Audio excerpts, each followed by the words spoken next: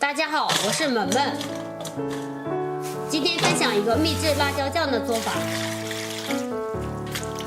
没有任何的添加剂，放1年都不会坏。首先准备100克小米辣，100克的青线椒，将它们清洗干净，放在篮子里沥干水分。水分晾干后，将青线椒根茎切掉，然后切圈。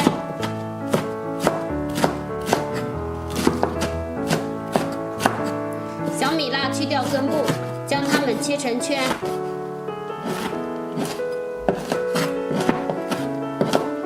然后放入绞肉机中，放入大蒜、生姜，将它们打碎。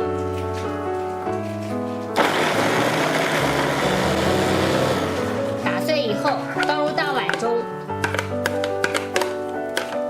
碗中放点食盐、白糖、适量的白酒搅匀。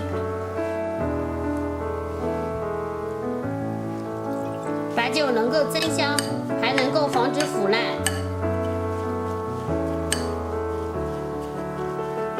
搅匀以后放一边待用。盘中准备一些洋葱、生姜、小葱、花椒、香叶。锅烧肉多倒点食用油，加入香料炸香。不停地翻动，使其瘦肉均匀。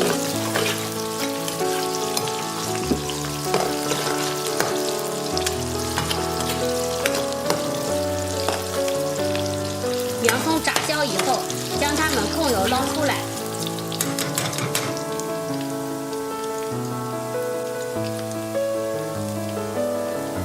将肉油分作次，加入辣椒里面。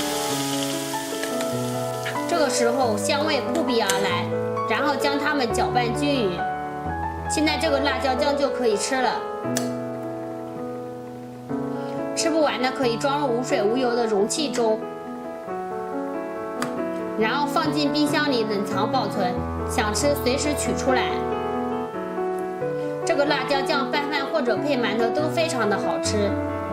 来上1勺，特别的开胃，香辣下饭，无添加剂，吃起来也放心。喜欢的赶紧试试吧。